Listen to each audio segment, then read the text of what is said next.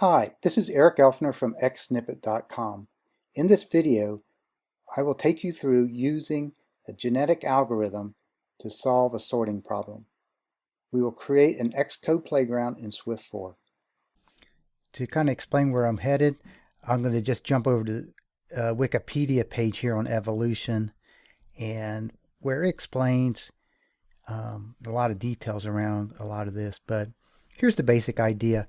Is that you have an environment that has a bunch of individuals in it, and what happens over time is that mutations will create variations, and then the environment will select the individuals that are more adapted to the environment, and then they will reproduce, and this will continue where the less adapted individuals will get pruned off, and the more adaptable ones, or the ones with a higher fitness, are more likely to survive and reproduce.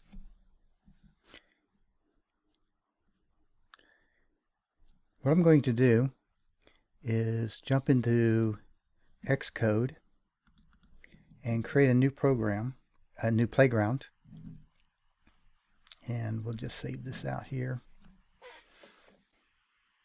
So for this genetic algorithm, we don't need all of UIKit. We could just change this to foundation. And we're going to define two protocols: individual and environment. The individual will be those individuals in the environment, and the environment will be that world in which they live.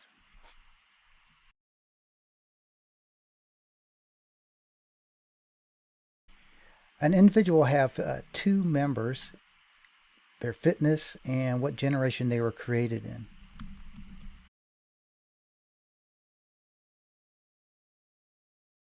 The environment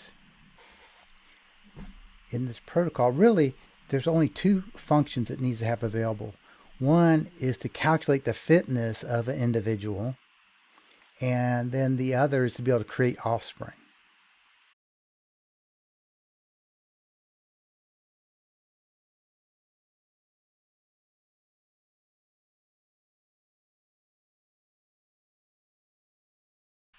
You see, we're going to, for the fitness, we're going to use a double.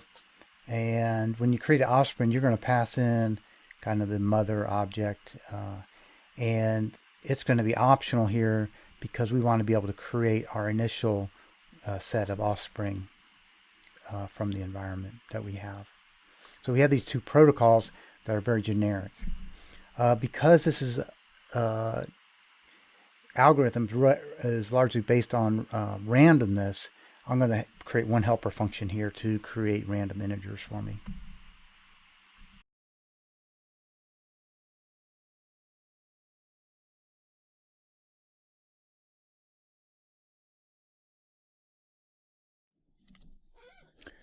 Okay, we're going to create one class that's going to be able to run the genetic algorithm.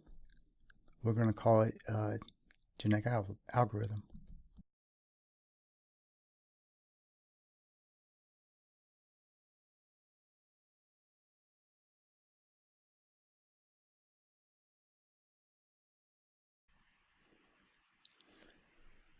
So we have three properties on this genetic algorithm: the environment, the current population, which we're initializing here to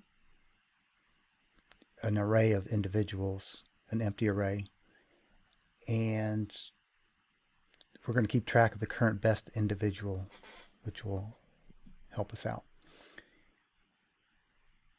So we will initialize this with an environment.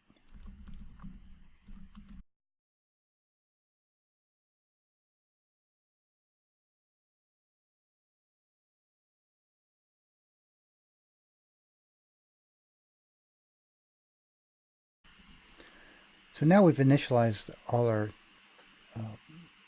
properties, and you see that we're going to just take a set number of 100 individuals for our population, and we're creating the offspring using that nil mom. So they're kind of randomly created individuals that our instance of the environment will need to support. And we're just going to set the current best to the first one to have that set. Now there'll be one method on this function, run life. And that function, we're going to actually add one parameter that's going to be a function that this function will call to report back out when a new best individual has been found.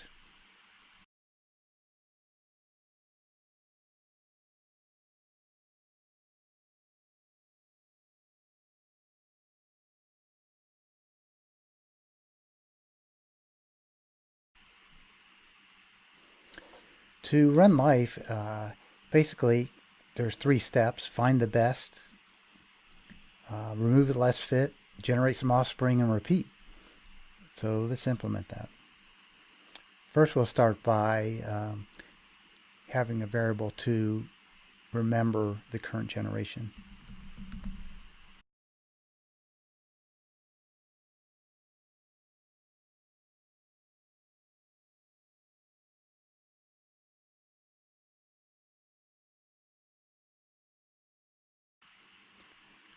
So to find the best, we will simply sort them and pull out the best one.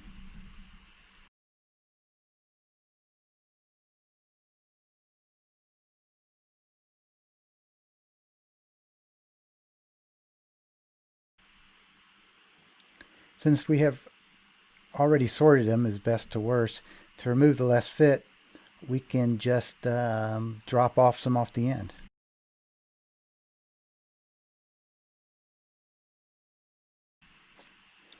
So here I'm dropping off 50. Oh, and actually this is an array slice, so we actually need to create an array. So we just drop off half of them. Again, we're just using constants for this simple example. Now to generate newborns, we got a little more coding to do, but we're just going to be calling the method we already create that we expect to exist on the environment where it'll create the offspring for us.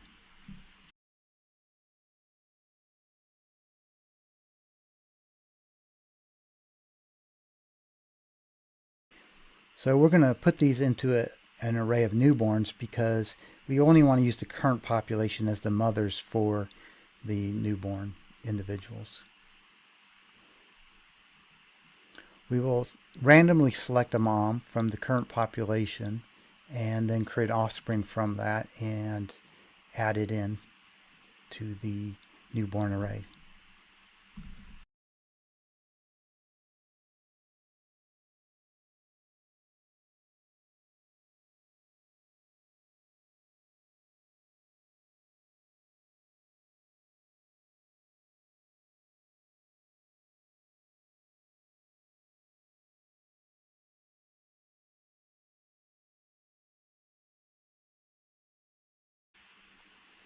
So here we've created a newborn and set his generation and fitness and appended him to this newborn array. Now one other thing we want to test for here is if this newborn just happens to be the highest fitness, we want to reset our current best.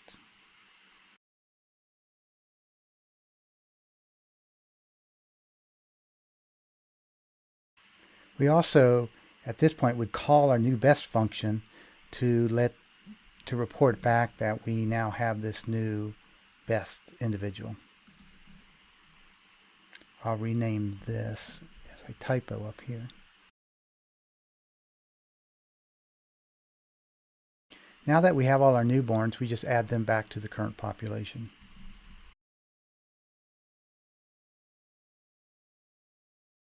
And that is our complete implementation of this genetic algorithm. So you can see we're barely up to 60 lines of code. We have 2 protocols to define individuals in the environment, and then a very simple genetic algorithm. Okay, now that we have this generic description of what a genetic algorithm is, we want to create a specific instance of it and apply it to the problem of sorting numbers. It's a very simple implementation. It's not an efficient way to sort numbers. It's actually just to show the power of using randomness can sort numbers with them actually, with the algorithm itself not really even knowing about numbers being greater than or less than. It's all passed through this fitness in the environment.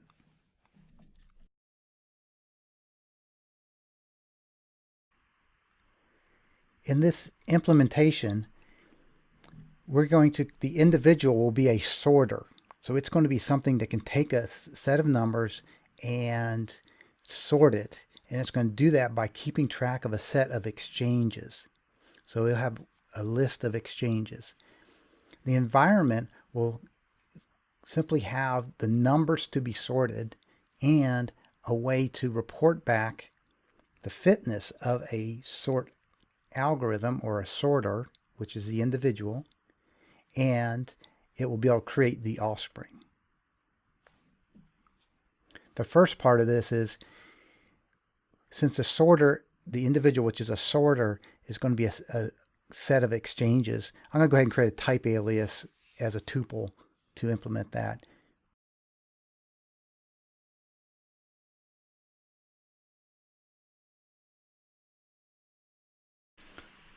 So here we've created our type alias into two classes.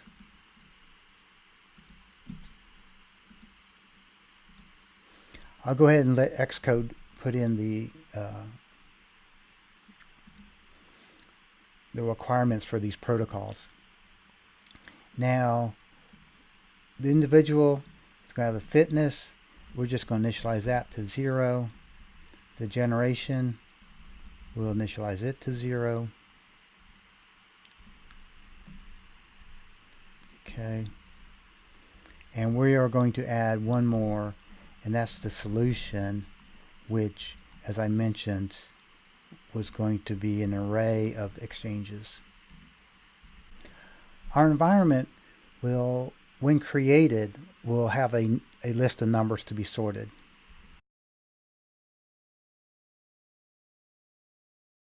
So during the initialization of this class, we need to actually create these numbers to be sorted.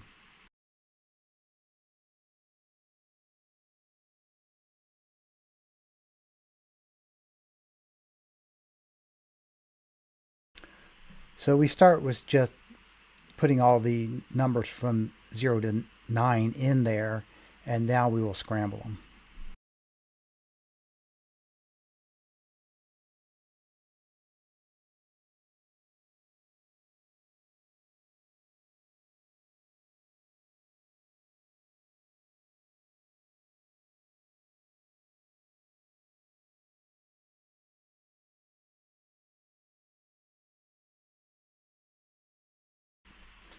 So now we've completed the initializer and we've created the numbers. We scrambled them, set them as the numbers to be sorted, and then go ahead and print them out so we can see them.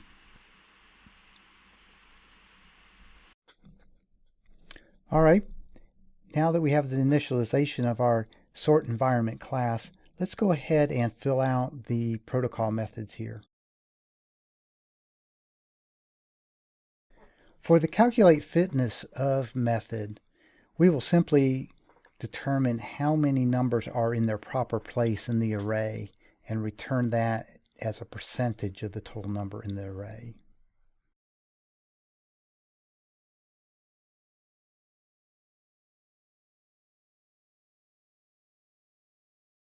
Since this is a generic algorithm, the individual coming in, we don't know its type, but this is the implementation in the sort environment which does know about the sorter type.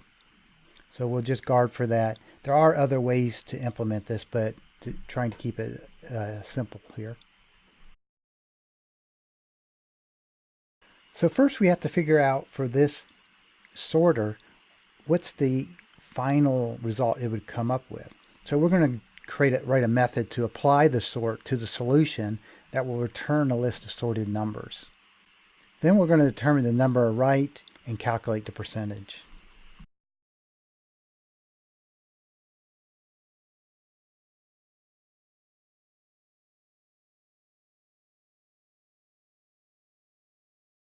Okay, so the IDE can't determine the types here because we haven't created these functions. I'll go ahead and create them down here, and I'm going to just copy and paste these in.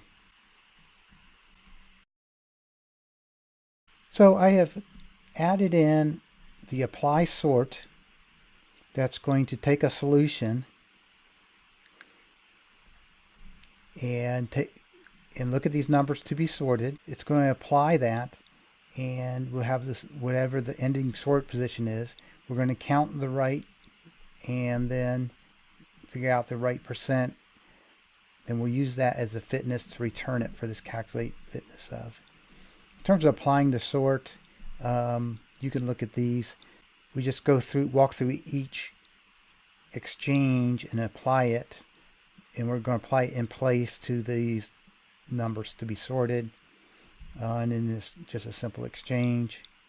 And the count right is we look at see if the sorted number at the index is equal to the index. If so, we consider it correct and we'll return that number.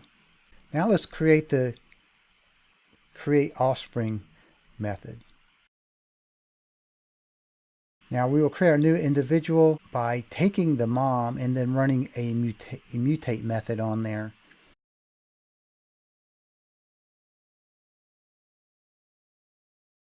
Okay, as I did above, I did not create this method yet to do the mutation. Of course, that's where a lot of the fun is going to be for this algorithm. So let's write that now.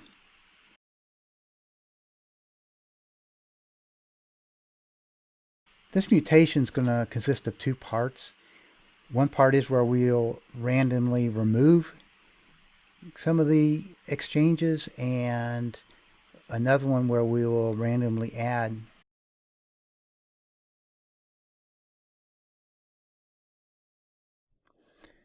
Now we'll implement the two mutations.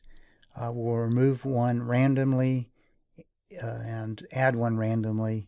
And we will only do this in 40% of the cases for each one using our random function.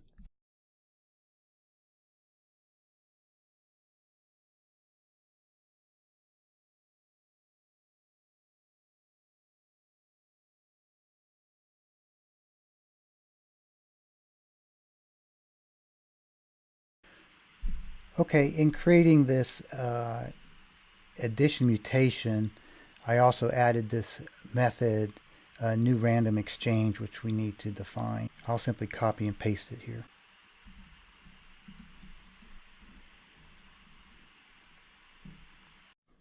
Okay, let's scroll up to the top and review what we've done, because we've essentially created all the needed code at this point. So we defined two protocols, an individual and an environment, and then a class is the genetic algorithm that's run based on any implementation of an individual and an environment. And remember, we're going to run this run life eventually, and it's going to loop, and we have this currently set for only doing 20 generations. Down here, we implemented it, the sort part. There's nothing about sorting up here. This is the sort part down here. And we implemented these two methods for the environment. One to be able to calculate the fitness of an individual. In this instance, our individual is a sorter, which is just a set of exchanges for an array of numbers.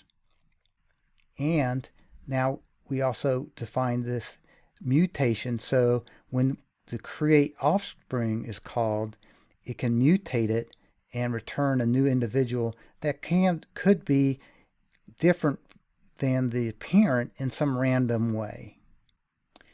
Now there's one piece missing, and that is when we call this, we want to have a newBest function to be able to kind of see what's going on as it runs.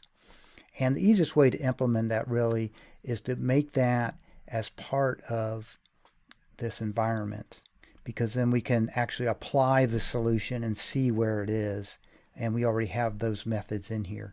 So actually I'll come down here at the bottom and add in this method.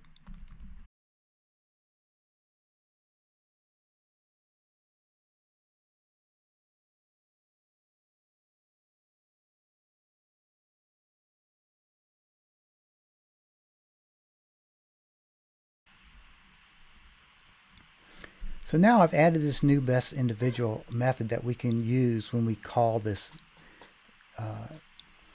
the runLife method. So now let's go ahead and I'll show you how to run this code. First we create the environment.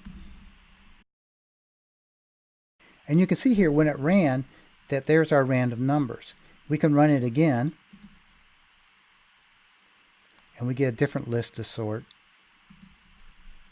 So we see that this is a random operation. Now we create our genetic algorithm.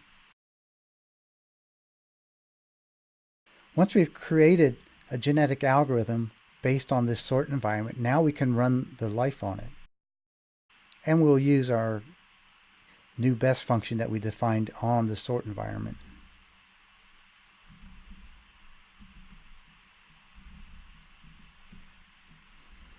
We don't need that. Now, the playground will go ahead and start running this, and you will see it will be outputting the generation and the fitness as it goes through, and you will see that the numbers will get better and better sorted. Now, in this instance, we don't actually get to a fully sorted array, but if we up the generations, then we can probably get it to complete this. So up here in our genetic algorithm, this is where we stopped it at 20 generations. Let's go ahead and just up it to 100.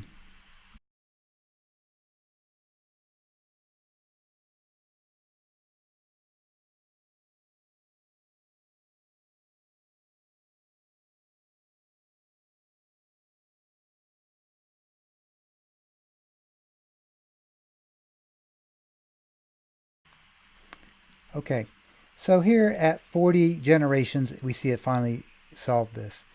Now you can start thinking about enhancements you could make.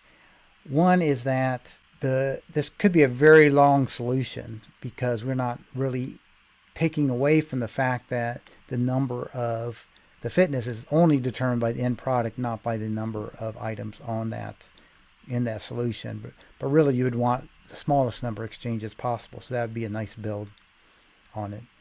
Another thing is now you can start playing around maybe with like these mutations. Here we removed one every 40% and we added one every 40%.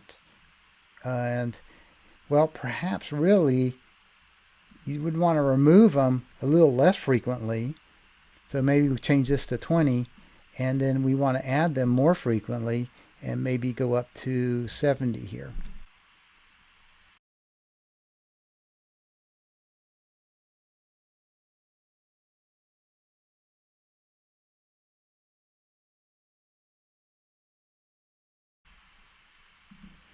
So this time in 27 generations, it was able to completely sort the array. So again, I'm Eric Elfner with Xsnippet.com. Thanks for watching.